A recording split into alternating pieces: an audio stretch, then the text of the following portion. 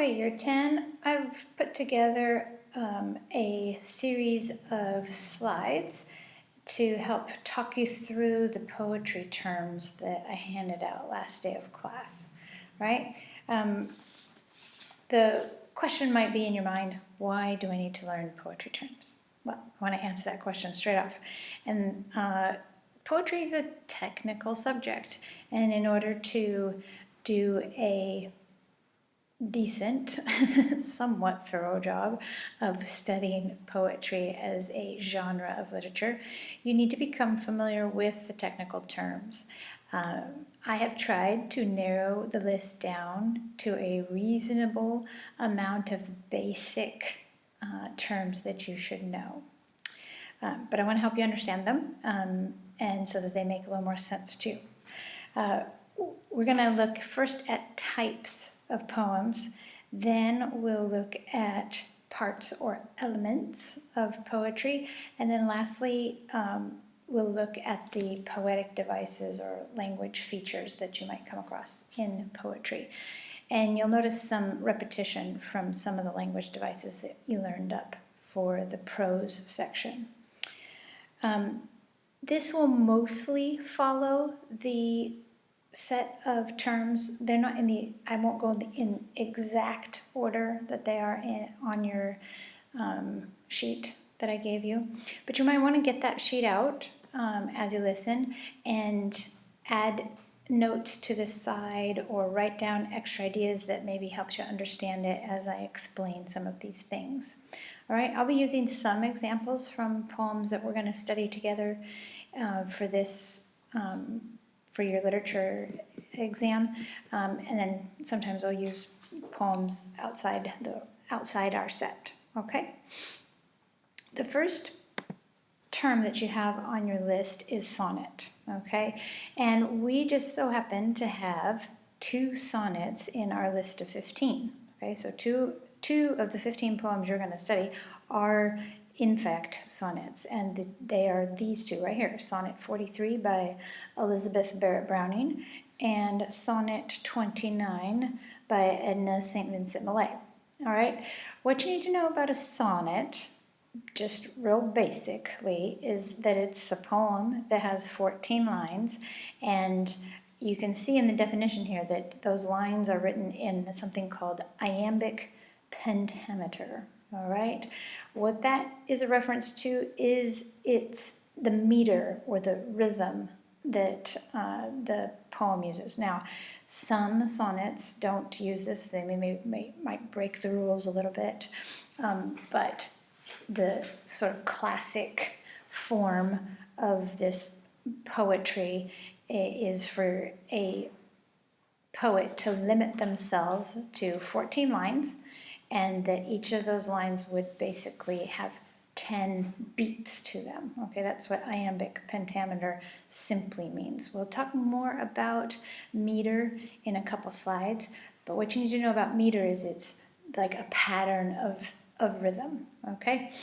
And there's 2 kinds of sonnets that were popular, especially a long time ago, like back in Shakespeare's day, okay, and before. Okay, Shakespeare didn't, invent it, but he did write over 150 of them. Okay, so he's well known. Now you've got your Italian sonnet or your Shakespearean sonnet. Okay, they both have 14 lines, as you can see, but the difference you'll find will mostly be in the rhyme scheme. And you'll find a rhyme scheme in Italian sonnets where the first 8 lines will have a pattern, and then the second set of 6 lines will have a pattern. Okay, the first 8 lines are referred to as the octave, and the set of 6 lines that comes at the second half of the poem is called a sestet. Okay, and you can pick out the rhyme pattern here: ways and grace, even though that's not a super strong rhyme. Height, sight. Okay, and then you've got days, praise.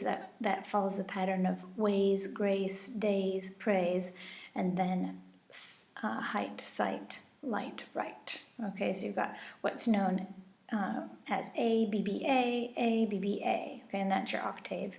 And then the sestet will follow its own pattern, introducing new rhymes. So we've got a C, D, C, D, C, D here. Okay, we've got use, lose, choose, faith, breath, death. And we have a little bit of use of what's known as half rhyme here with faith and breath. Or perhaps it's my American pronunciation, who knows?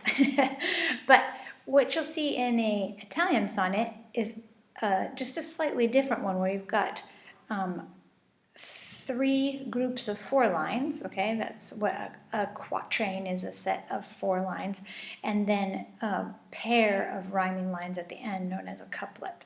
And we're going to go over those stanza names in a following slide, but you'll be able to see the day, away, sky, and by. So A, B, A, B.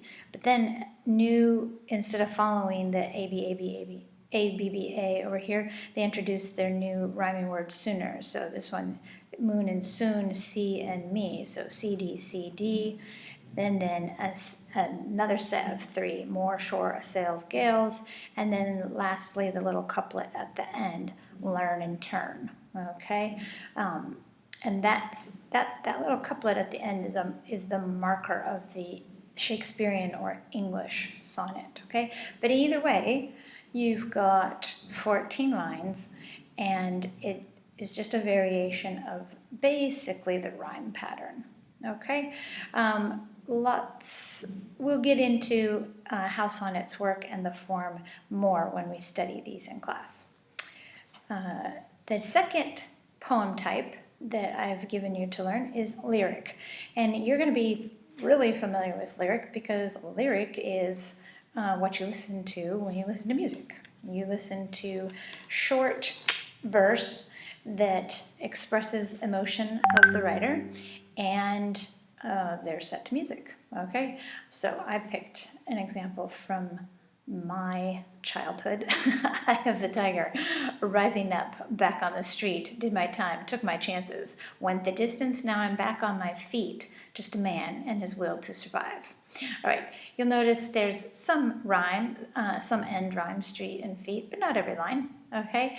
But if you continue reading through this, you'll hear the regular rhythm, and they often will have also a refrain or chorus that's repeated throughout the poem, okay, or lyric, okay? So lyric is short verse that expresses emotions of author, often set to music.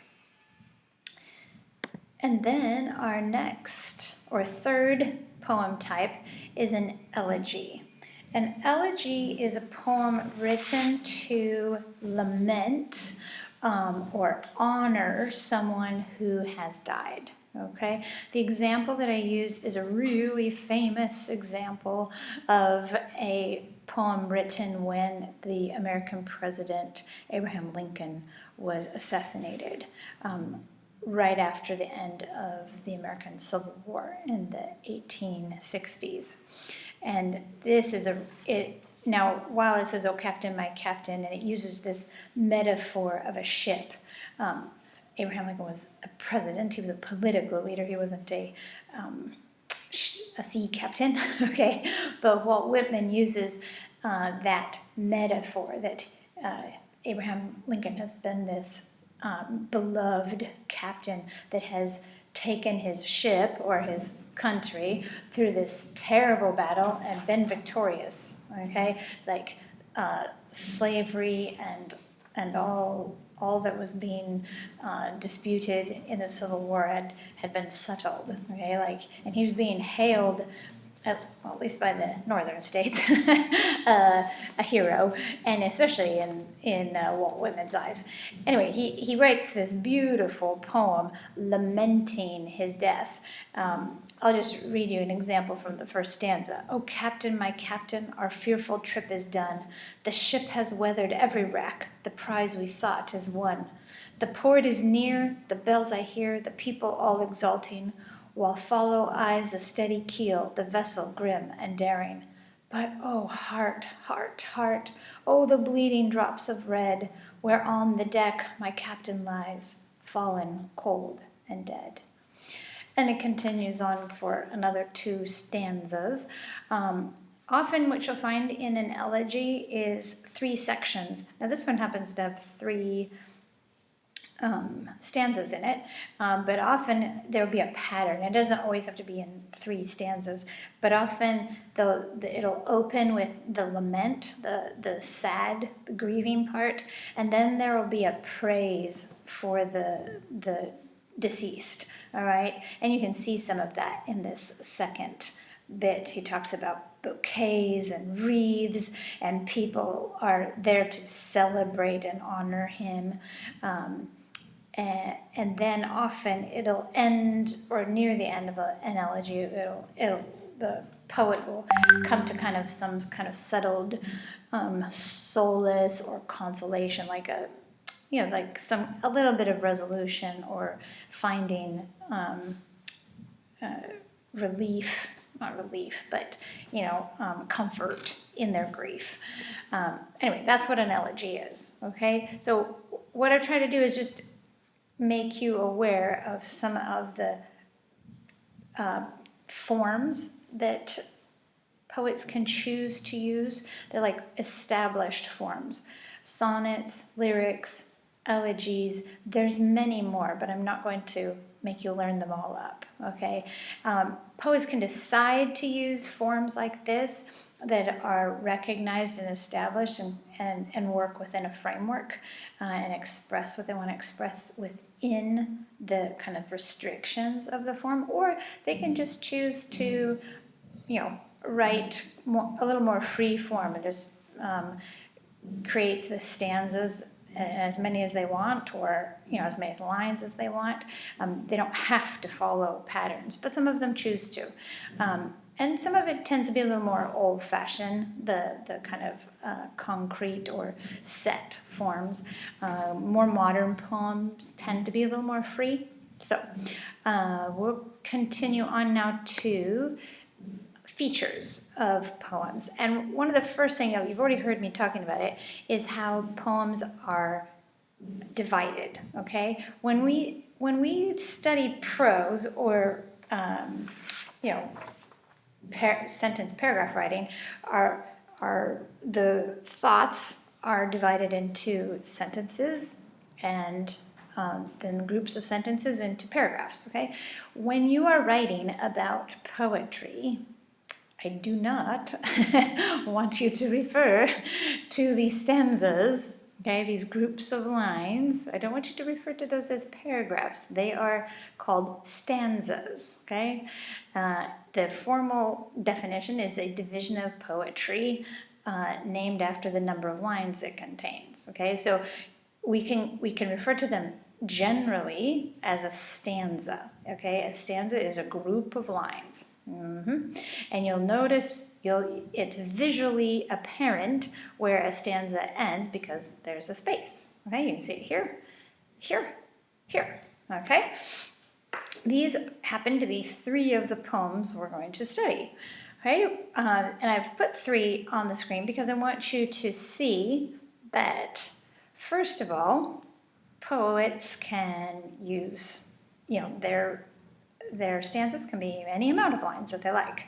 And some poets choose to be consistent. Here in Midterm Break, Seamus Heaney has 3 lines, 3 lines, 3 lines, 3 lines, all the way throughout until he gets to the very last, and he has a single line at the end. Here in Not Waving But Drowning, the poet chooses to be consistent. Now you can see that the line length is not always consistent, but in her stanzas, it's consistently 4 lines. Okay, and that each of these has a name, yeah? And on the next slide, we'll talk about the names for the different lengths. However, poets can also choose to have different lengths of or different amounts of lines in their stanzas. Like in those winter Sundays, he's got a 5-line stanza followed by a 4-line stanza, and then another 5-line stanza. And when you're referring to, in your essays, when you'll refer to the stanzas or groups of lines, you want to refer to them as stanzas. If you want to be more specific, you can refer to them by their more specific names, like a 4-line stanza is called a quatrain. Okay, and the more technically correct you are, the higher up on the marking scheme your writing will be. You also need to not refer to the lines as sentences. They are not sentences, they are lines. We can look and sometimes find grammatical sentences within the lines, okay? Because it's still the English language. However, poets are not obligated to write incomplete sentences. Not at all. Okay. Now, if they want it to make sense, there's often phrases and sentences within the lines, but they're not obligated. It's not like incorrect for them to have sort of just a phrase instead of a full sentence. But they are also not obligated to write a complete sentence per line. Okay, but you can look through and find line or sentences within the lines like this. I sat all morning in the college sick bay, counting bells knelling classes to a close. That's a sentence. Okay, between those first 2 lines, that's a sentence. And then a second sentence. At 2 o'clock, our neighbors drove me home. A second sentence within those 3 lines in the first stanza. All right. Stanzas are named specifically for how many lines they have in them. Okay, and I've given you a list of a 2-line stanza up through an 8-line stanza. Now, obviously, some are more popular than others. Okay, a stanza that only has 2 lines in it, or sometimes a pair, just like in the sonnet, a pair of lines that rhyme that come at the end of a sonnet is called a couplet. Like a couple. Okay, that one's pretty easy to remember. Okay, the rest of these, if you are familiar with the Latin roots of Latin number root words, you can pretty much guess what they mean. Okay, so that's why I've got this little image of Latin and Greek number roots, but you can clearly see that the names follow the Latin roots. Tri, quad, quin, sex, sept, and oct. Okay, so triplet, quatrain, quintet, sestet, septet, and octave. It just is equal to the number of lines. Okay, but you, instead of saying 4-line stanza, you can just simply call it a quatrain, and that's what it means. Okay, so I want you to become familiar with those names. Okay, and you'll sound technically correct when you're writing your analysis. Okay, another feature of poetry is rhythm. Okay, now this part can get a little technical, and I even have removed a few of the terms I used to have on here just to keep it from getting too complicated. But basically, when we talk about rhythm, we're talking about either ordered or like patterns of rhythm, or what I have here in the definition is free occurrence of sound. Even if the rhythm is not regular, that doesn't mean there's no rhythm. Okay, so it's the rhythms that poets create through the order that they choose to put the words in the lines. And if a poet creates a regular rhythm, a patterned rhythm, that is called meter, okay? And I know you think a meter is probably something like 100 centimeters, but in poetry, meter is a pattern of repetition of stressed and unstressed syllables in the line, okay? When we speak, we emphasize certain syllables and don't emphasize others. And we just do it naturally. When poets put lines of poetry together, they they can choose to order. Sorry about the dog. order the words so that they create a pattern of rhythm. The next term, verse, it simply means a line of poetry, or if you write in verse, it means that your poetry has meter, okay? And again, meter is a regular pattern of rhythm, right? The last two technical terms that I have for you are iambic and trochaic. And these are the most basic terms when we talk about patterns of rhythm. Okay, iambic means that a unstressed syllable is followed by a stressed syllable, and two-syllable words will have a stressed syllable and an unstressed syllable in them, the way we naturally pronounce them. Okay, example that I have on the slide here is repeat. Okay, and we don't say repeat, okay? Repeat. A couple other examples might be destroy or belong, right? Those, so you notice how the first syllable is not stressed and the second is stressed. And trochaic is just the opposite. It means that in a two-syllable word, you have a stressed syllable first, and then the second syllable is unstressed. So older, or tiger, or garden. Okay. Now, if a poet wants to create a whole pattern of either iambic pattern where it's unstressed, stressed, unstressed, stressed, unstressed, stressed, then they're going to choose words. They don't all have to be two-syllable words, of course, okay, but they're going to choose to order the words in a way that when we speak them, the rhythm of how we pronounce those words, or where we put the emphasis on those words, follows this rhythmic pattern.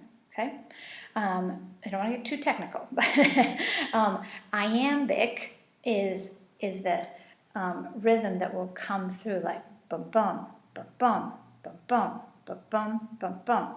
And remember when I talked about sonnets, how they're in iambic pentameter? It means that those lines are 5 sets of the bum bum. All right, and so and every line is 5 pairs of those. So ba-bum, ba-bum, ba-bum, ba-bum, ba-bum. And the next line the same, and 14 lines of it. All right? So though that's where you find regular rhythm. You want to look for it in poetry. Is there regular rhythm, or is the poet a little more free with it? And if it's got regular rhythm, then you can talk about how the meter of it, the patterns that are there, and then you can describe that poem as written in verse. But if it's more free, then we use different terms for that. Okay, moving on to types of verse. Okay, I've given in your list 3 types of verse: rhymed verse, blank verse, and free verse. Okay, rhymed verse is just like it sounds. This is verse that has end rhyme, and it will normally have a regular meter to it. Okay, it means it's got rhyme and usually has a regular rhythm. Okay, blank verse is an interesting mix. It's unrhymed, but has that a consistent, regular rhythm, and it's normally a blank verse is written in iambic pentameter, like sonnets are. Shakespeare wrote a lot of his work, a lot of his plays in blank verse. It's actually really quite incredible. And lastly, free verse. Okay, no regular meter and no rhyme scheme. Okay, that's what we call free verse. They're not, the poet isn't holding themselves to the restraints or patterns. Okay, their expression is free. All right, and on the following slides, I have just an example of each of these. So an example of rhymed verse. Here's a poem that we're going to study together. This is one of our 15. And I'll just read it so you can hear the rhymes and you can hear the rhythm. She dwelt among the untrodden ways beside the springs of Dove, a maid whom there were none to praise and very few to love.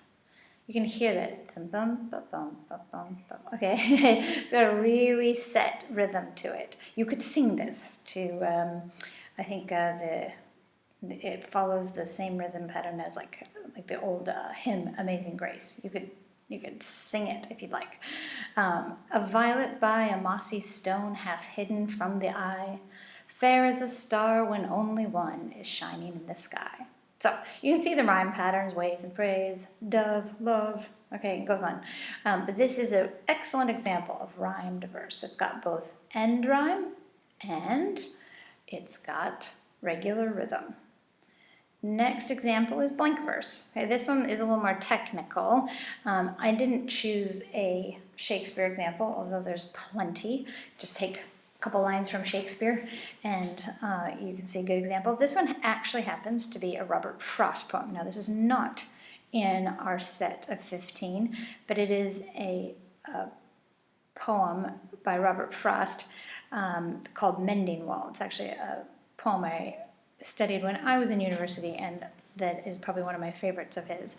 But here you can see how this image of these 4 lines of the poem show the emphasis on the stressed syllables. Something there is that does not love a wall, that sends the frozen ground to swell under it, and spills the upper boulder in the sun, and makes gaps even two can pass abreast. Okay?